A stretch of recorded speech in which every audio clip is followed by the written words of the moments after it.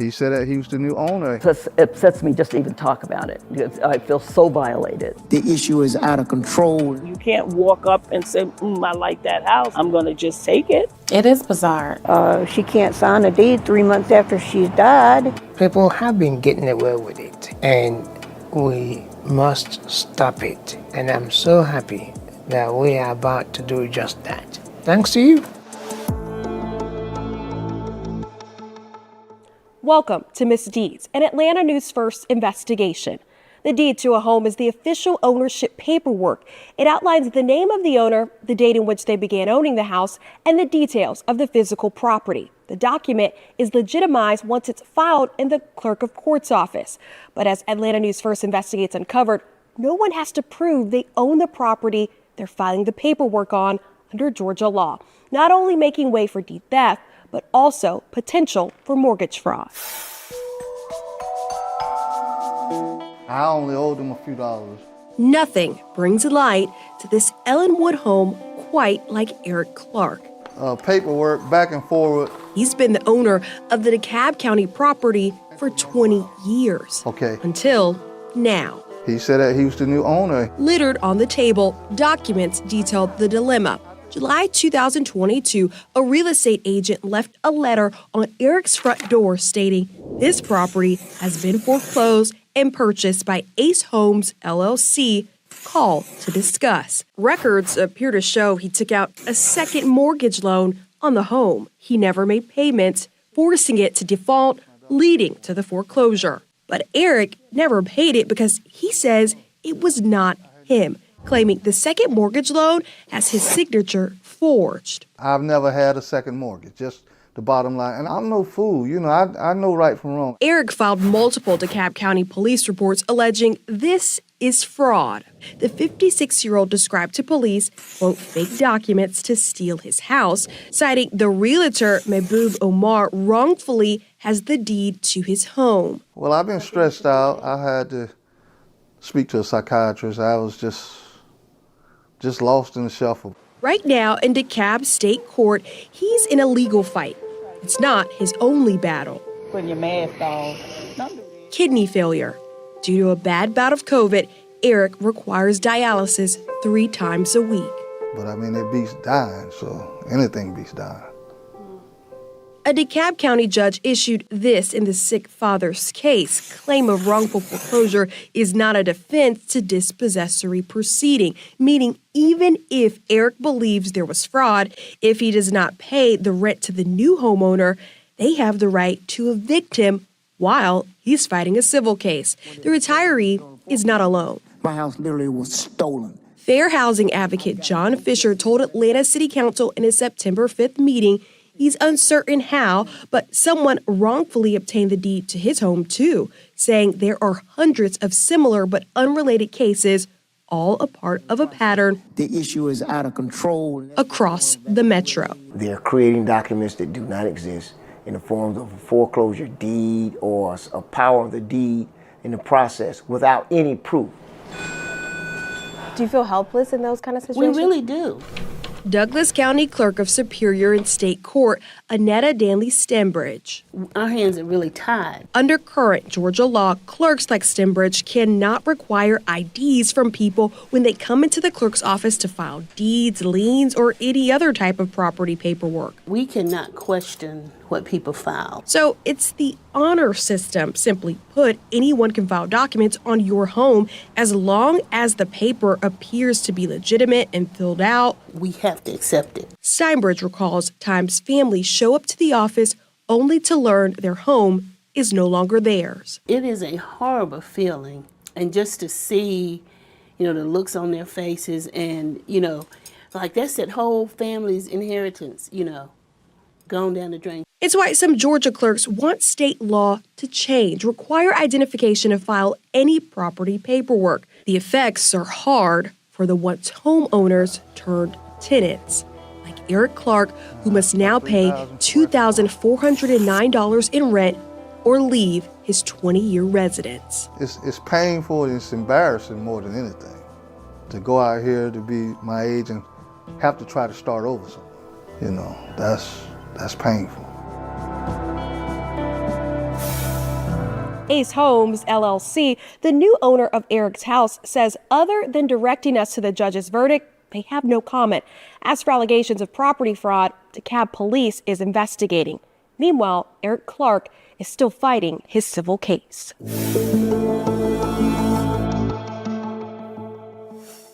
If a fraudster forges the deed to your home, they may even be brazen enough to take out a new loan on the house too. Why? To get cash and run. But if you don't know about the new loan, you may never make payments on it. And if you don't make the payments, it ends up foreclosed and sold without you knowing. Atlanta News First Investigates found Georgia's foreclosure process has no government oversight. The whiteboard, the markers, the instructors. This is no classroom, but there's a lot that can be learned here at the DeKalb County Foreclosure Auction. $146,147. Last and final call for $190,000. But they have to tender funds in full once they purchase, so they'll have the money on them. Although on the front steps of the courthouse, the bidding process is not run by government or any state official. It's a private company called auction.com. All right, ladies and gentlemen. Staff here have no role in investigating whether a home should or should not be on the foreclosure auction.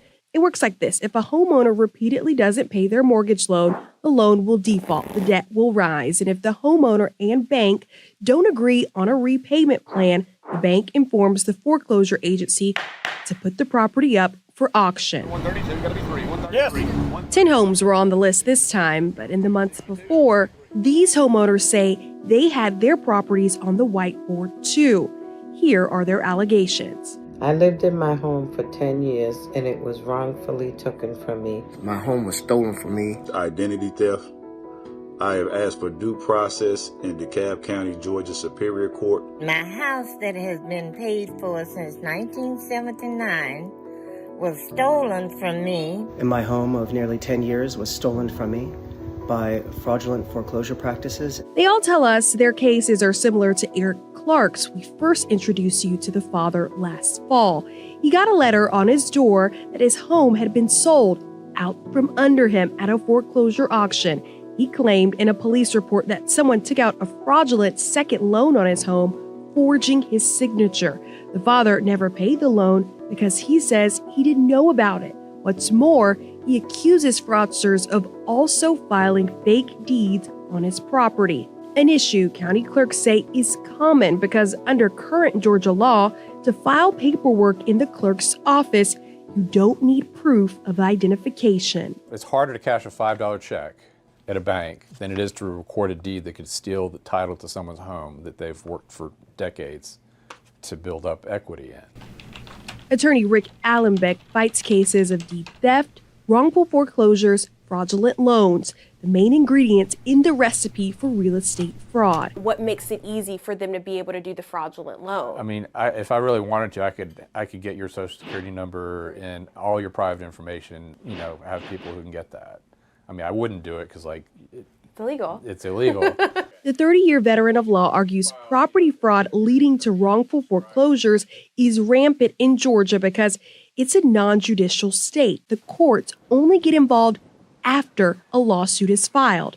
He believes the court should oversee the entire process from the beginning. For instance, if any bank or debtor wants to foreclose, they must go to court to prove why. Where there's some judicial supervision, it's inherently more fair. $145,000. While real estate lobbyists seek efficiency in property sales, attorneys like Allenbeck says slowing down the process with more safeguards and verification steps from the deed filing to loans could stop stolen homes. People have a lot of stuff getting thrown at them every day. How to get to work, how to get my kids fed or get them lunch. There's so much coming at people these days. But if it happens to you, then it's a life-altering event.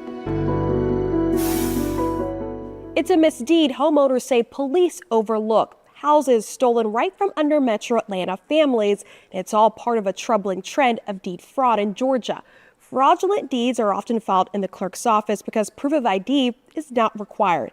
If it happens to your house, it's important to file a police report to have a record of the allegations. However, we uncovered this type of crime often goes without criminal charges, even in the seemingly most simple cases.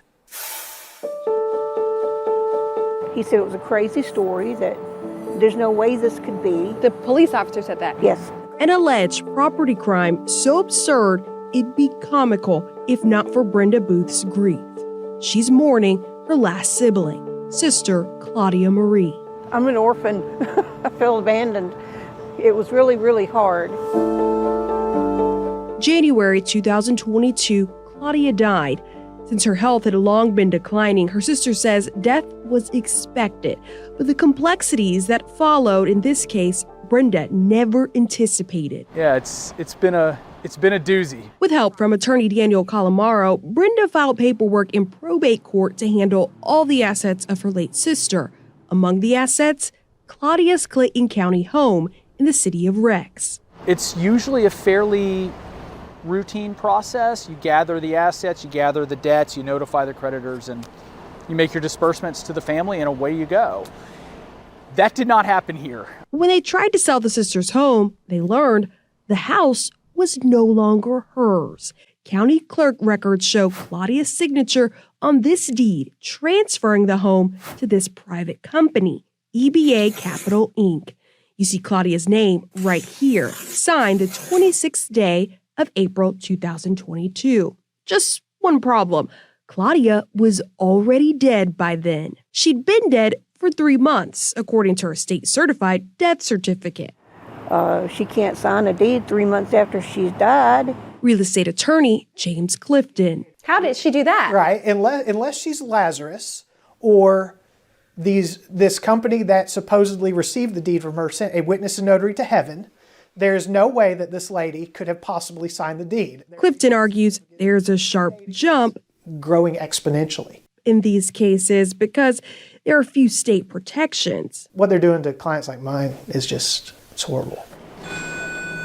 As we uncover, to file property paperwork in the clerk's office under current Georgia law, there is no requirement to show ID or prove you own the home. In effect, anyone can file deeds on your house. This veteran attorney claims police are failing to investigate. Because the general feeling right now, especially from the victims, is that this is a crime fraudsters can get away with. Yeah. A lot of people feel that way. Attorneys feel that way. We report it to local law enforcement. They tell us that there's nothing they can do about it. They say it's a civil matter only, even though there's forgery, even though there's fraud, which are crimes. We visited the home to find the new owner. I'm looking for the owner of the house. The man there would not tell us why he was at the house, saying he was neither the owner nor did he know anything about the private business EBA Capital Inc. State records show the business is licensed to Emmanuel Clark. We're calling about the property in Reyes, Georgia. He did not respond to any of our texts or calls. Clayton County officers tried to get answers out of him too after the family filed an official police report. However, when they couldn't verify his identity after talking on the phone with him, they did not pursue arrest warrants for theft by deception. Do you feel like local officials have taken that seriously? Not at all. Not at all. So it's been really hard. You don't have anyone to call and say, hey, am I doing this right? What do I do with this? How do I do this? You're just by yourself. Deed theft often involves more than one suspect. Why notaries face blame after the break. Plus, ways to protect your house from fraudsters.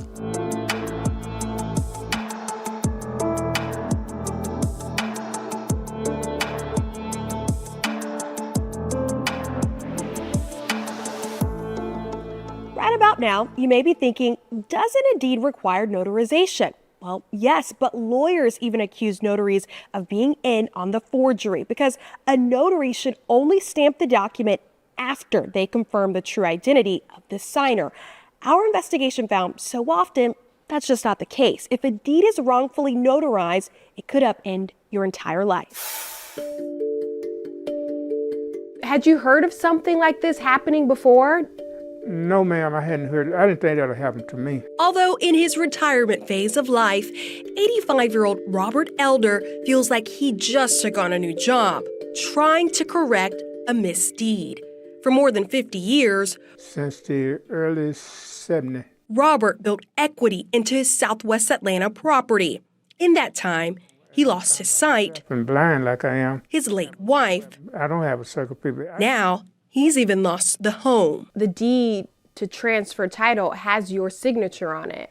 Somehow or another it was, but I don't know who put it on there. Last year, a new deed was filed on Robert's house, not just once, but 3 different times. First in July, then again in August with updated wording labeled corrective deed, and once more in September. All transferred Robert's home to someone else. None of the signatures matched the way the 85-year-old signed his name as shown in other official documents. As Atlanta News First investigations revealed, under current Georgia law, to file property paperwork in the clerk's office, no identification is required. No one has to prove they own the property. In effect, anyone can file deeds on your home. In Robert's case, it was not a stranger who did this. A Fulton County lawsuit accuses his own family, a stepson from his first marriage, Tory Elder. I feel more disappointed. Property fraud attorney Rick Allenbeck. Mr. Elder did not sign these documents. Absolutely none. I mean, this is stealing. This is theft. And just because, a gun wasn't used or because nobody broke into somebody's house doesn't mean it's not a crime that shouldn't be prosecuted. We found 2 addresses linked to the son accused, Tory.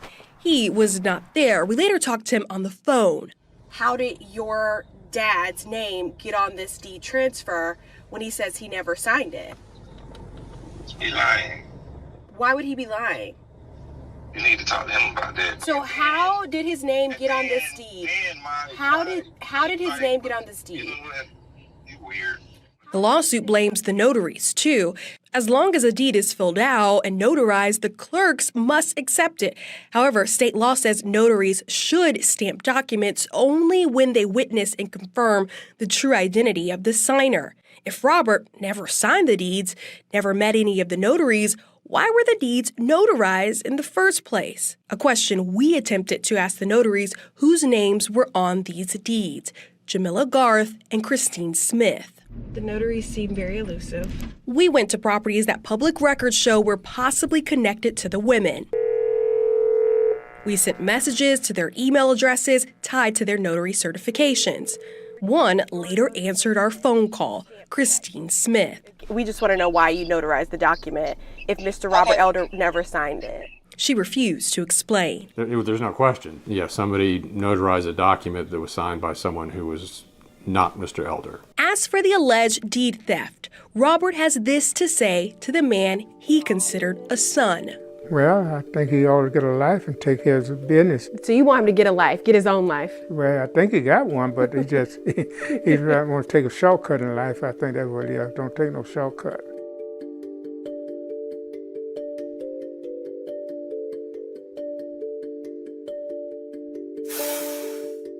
Welcome back to Misdeeds, an Atlanta News First investigation which uncovers the progression of property fraud in Georgia due to a legal loophole in state policy. Since we began our reporting, legislators filed multiple bills to change Georgia law. Because, as we revealed, to file deed paperwork in the clerk's office, no one has to prove they own the very property they're filing paperwork on. Thieves were stealing the titles to homes across Metro Atlanta. When House Bill 888 was first filed, the legislation mandated that proof of ID be required when filing a deed. Democrat State Rep Mandisha Thomas says she was disturbed by the cases we reported, calling the loophole bizarre. I'm baffled. I'm baffled at why we're not using our power and authority to protect Georgians and their homes. The Democrat-backed legislation stalled, but then came Senate Bill 474, a bipartisan effort to mandate IDs. It was written and backed by the Georgia Realtors Association. Like its predecessor bill, SB 474 stalled too, failing to make the critical legislative deadline for a vote. Coming up, a new law to protect your home, inspired by Atlanta News First investigations.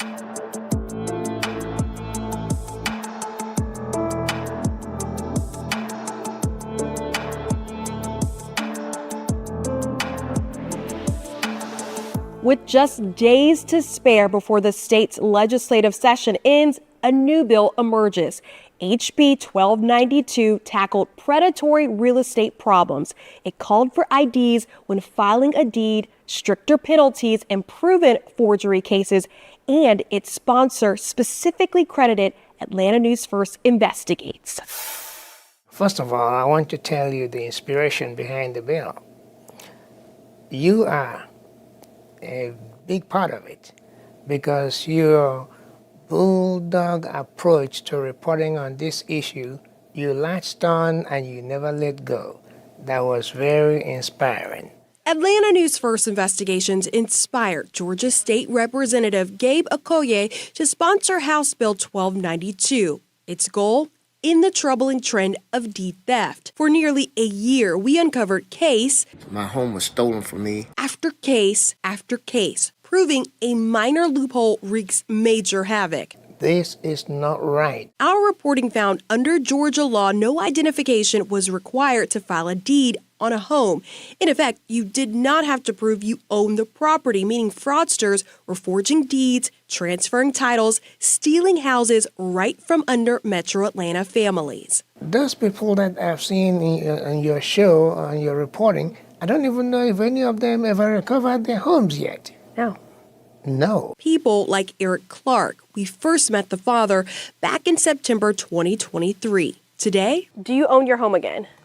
Not yet. I'm still in court fighting. not only was a fake deed filed on his home, according to police reports, but also a second mortgage taken out too. A loan he says he never paid because he never knew about it until it was too late. His home was foreclosed, and now the new owners make him pay rent on the property he once owned for 20 years. And how much is the rent? $2,409 a month. Eric's case helped inspire the new law.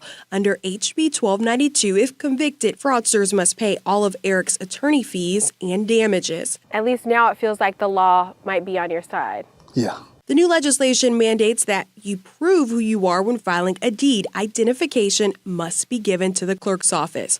Oversight, Douglas County Clerk Annetta Danley Stembridge wanted for years. I was very excited about it. However, the clerk argues it's only one piece in the puzzle of property fraud. You know, I can see a few holes in it. She hopes for even more safeguards beyond solely requiring IDs. So I think it would stop a lot of it. But whether it would stop all of it, you know, I doubt that. But for lawmakers like Okoye, it's a major step creating new criminal penalties and recourse for victims. People have been getting away with it, and we must stop it. And I'm so happy that we are about to do just that. And thanks to you. House Bill 1292 mandates notaries to keep evidence of all their notarization files, from dates, times, locations, and the person's ID info. Governor Brian Kemp signed the bill, which now goes into effect January 1st, 2025. Since the law did not take effect immediately, homeowners remain at risk. But in the meantime, some police agencies are beginning to change the way they investigate and track these cases. These windows were off. The Decatur house on the corner of Columbia Woods Drive is an extension of Marva Reyes' lineage. Her parents first purchased it in 1974 after tragedy. They made the down payment from policy from my brother's death. This represents our family. But the property has changed so much this past year, including the ownership. Taken by someone. DeKalb County records show Marva called code enforcement March 2024 for trespassing. While there, inspectors cited the property for exterior dwelling violations like debris and yard maintenance. Additionally, the home was supposed to be empty and vacant, but inspectors noted someone gained access, leaving the house in disarray. It's unclear who did it, but this man, whose face we're blurring, was there at the time. A man Marva accuses of being a squatter. When we came to get the squatter out, the squatter was telling me, oh, the owner said I can stay here. So he called the owner, and I heard him in the background saying, I own the house, I have a title, I have a deed. Documents reveal there was, in fact, a new deed on the house. According to the latest county records, on January 24th, 2024, Marva's mom, Katie Williams, signed her name on this deed, transferring the house's title over to Ayomide Abarash B. But wait, that can't be. Katie Williams could not have signed over her home January 2024 because by then she was already dead for 7 years. This death certificate confirms Marva's mom, Katie, died February 2017. Marva's dad, Walter Williams, died shortly after too, meaning neither could have signed or transferred the title of their property this year. Additionally, Marva was named the executor of their estate, her late parents leaving her their house. To help you understand, Atlanta News First Investigates spent nearly a year exposing a legal loophole in Georgia. Old state law made it easy for thieves to steal the titles to homes. Under that state policy, to file or transfer a deed on a house, no identification was required. Simply put, the state did not require anyone to actually prove they own the very property they're filing paperwork on. New state law takes effect in 2025, mandating identification when filing deeds, but it comes too late for cases like Marva's, after B already exploited the loophole, Marva alleges. You can't walk up and say, I like that house, I'm gonna just take it. We're not giving up as a family in getting this home back. There's a lot of paperwork involved. In the neighboring county, Gwinnett Police says it's trying to get homes back for families too. It gets complicated.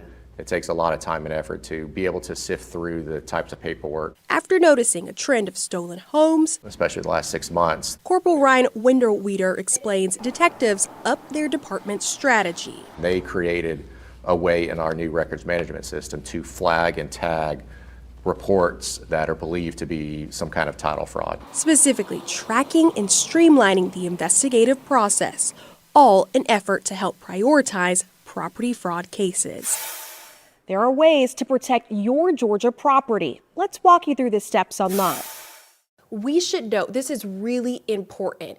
You signing up your home in the system, it doesn't stop the fraud from happening. However, it helps you to get ahead of it. So anytime someone tries to file paperwork against your home, you're immediately alerted. So here's how. We've got all of this on atlantanewsfirst.com. It takes you to the statewide notification alert system called FANS, also known as Filing Activity Notification System.